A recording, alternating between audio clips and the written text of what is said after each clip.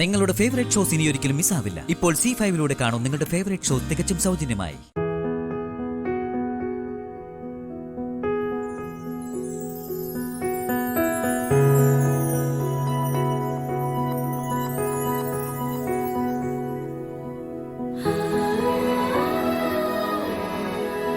ആ തടവറയിൽ നിന്ന് താൽക്കാലികമായി ഒന്ന് പുറത്തു ചാടി. അതുകൊണ്ട് എന്റെ അച്ഛന് ഇന്നത്തെ അത്താഴം ഞാൻ തരാന്ന് കരുതി. എനിക്ക് ചെമ്പകമംഗലത്തെ ആഹാരമൊന്നും വേണ്ട മോളെ. അങ്ങനെ ചില ചെറിയ കാര്യങ്ങൾക്ക് എല്ലാം അങ്ങനെ തള്ളി പറയല്ലേ അച്ഛാ. ഈ ചെമ്പകമംഗലത്തെ ആഹാരം കഴിച്ച എന്റെ അച്ഛൻ വളർന്നത്. മുത്തശ്ശി പറഞ്ഞൊന്നും അച്ഛൻ കാര്യമായിട്ട് എടുക്കല്ലേ. മുത്തശ്ശി ഒരു സ്നേഹത്തിന്റെ കലവറയാ. അച്ഛനോട് കാണിക്കുന്ന ഈ ദേഷ്യമൊക്കെ എനിക്ക് തോന്നുന്നത് ഒരുതരം അടവാണെന്നാ. എന്റെ അമ്മ എന്നെ സ്നേഹത്തോടെ നോക്കിയിട്ട് എത്ര കാലമായെന്ന് നോക്കറിയാവോ? അച്ഛന്റെ കയ്യിലിരിപ്പം അത്ര മോശമല്ലായിരുന്നല്ലോ. ആ വാ, ഫുഡ് കഴിക്കാം. എനിക്ക് വേണ്ട. അങ്ങനെ പറഞ്ഞ പറ്റില്ല, കഴിക്കണം. എനിക്ക് പറ്റില്ല, ഞാൻ കഴിക്കില്ല. എന്താ മാഷേ ഇത്? ഈ ആഹാരം ആരാ ഉണ്ടാക്കിയെന്നറിയോ?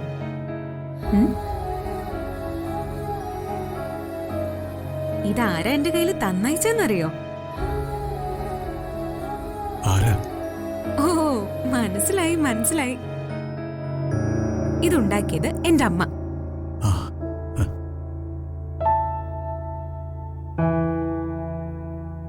ഇത് അച്ഛന് നീ തന്നെ കൊണ്ടു കൊടുക്കണമെന്ന് പറഞ്ഞ് എന്റെ കയ്യിൽ തന്നയച്ചതും അമ്മയാ. ശ്രീമതി നന്ദിനി. അച്ഛൻ ദേവി എന്ന് വിളിക്കുന്ന എന്റെ നന്ദിനി അമ്മ.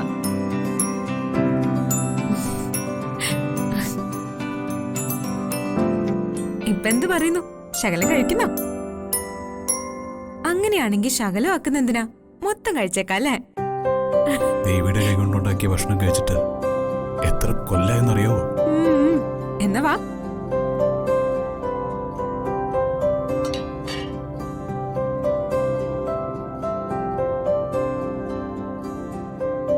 എനിക്കും ഇതൊരു ഭാഗ്യ ദിവസവും പുണ്യ ദിവസവും ഒക്കെയാ. എന്റെ അച്ഛൻ എനിക്ക് വാരിത്തരാലോ.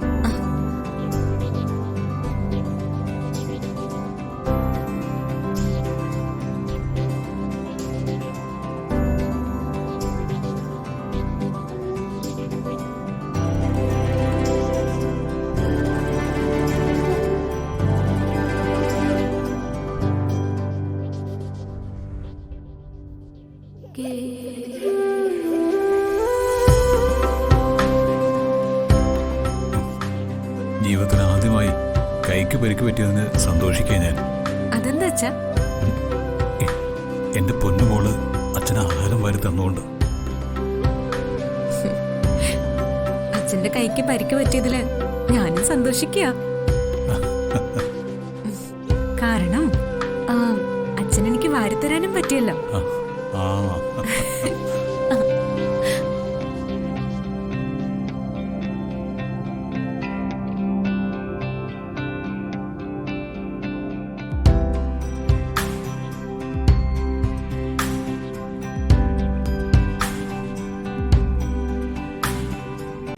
ഡൗൺലോഡ് ചെയ്യൂ C5 ആപ്പ്. കാണൂ എല്ലാ എപ്പിസോഡുകളും സൗജന്യമായി.